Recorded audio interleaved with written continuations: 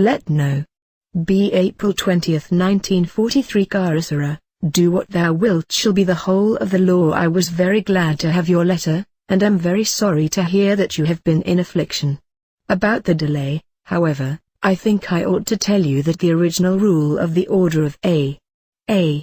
was that the introducer read over a short lection to the applicant, then left him alone for a quarter of an hour, and on coming back received a yes or no. If there was any hesitation about it, the applicant was barred for life. The reason for the relaxation of the rule was that it was thought better to help people along in the early stages of the work, even if there was no hope of their turning out first class. But I should like you to realize that sooner or later, whether in this incarnation or another, it is put up to you to show perfect courage in face of the completely unknown, and the power of rapid and irrevocable decision without counting the cost. I think that it is altogether wrong to allow yourself to be worried by psychological, moral, and artistic problems. It is no good your starting anything of any kind unless you can see clearly into the simplicity of truth. All this humming and hawing about things is moral poison. What is the use of being a woman if you have not got an intuition, an instinct enabling you to distinguish between the genuine and the sham? Your state of mind suggests to me that you must have been, in the past, under the influence of people who were always talking about things, and never doing any real work. They kept on arguing all sorts of obscure philosophical points. That is all very well, but when you have succeeded in analyzing your reactions you will understand that all this talk is just an excuse for not doing any serious work. I am confirmed in this judgment by your saying, I don't know if I want to enter into a great conflict. I need peace. Fortunately you save yourself by adding, real peace, that is living and not stagnant. All life is conflict.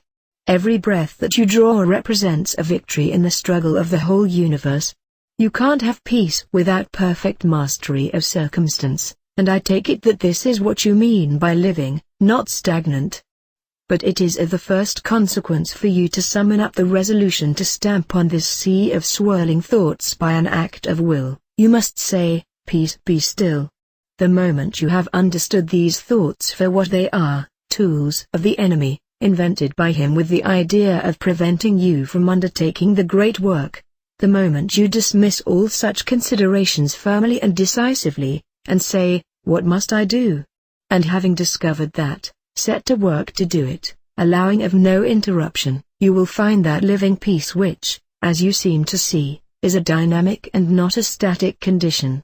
There is quite a lot about this point in Little Essays Toward Truth, and also in The Vision and the Voice. Your postscript made me smile.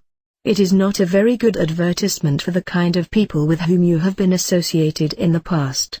My own position is a very simple one. I obeyed the injunction to buy a perfectly black hen, without haggling. I have spent over £100,000 of my inherited money on this work, and if I had 1,000 times that amount today it would all go in the same direction. It is only when one is built in this way, to stand entirely aloof from all considerations of twopence halfpenny more or fourpence halfpenny less, that one obtains perfect freedom on this plane of discs. All the serious orders of the world, or nearly all, begin by insisting that the aspirant should take a vow of poverty. A Buddhist bhikkhu, for example, can own only 9 objects, his 3 robes, begging bowl, a fan, toothbrush, and so on. The Hindu and Mohammedan orders have similar regulations, and so do all the important orders of monkhood and Christianity.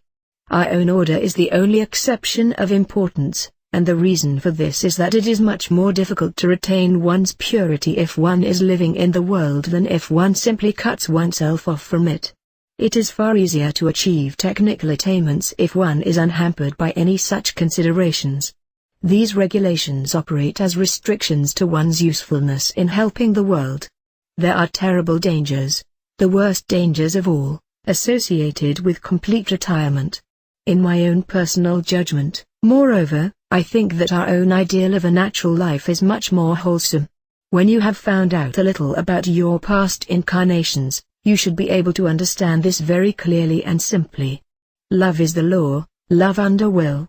Fraternally, 666.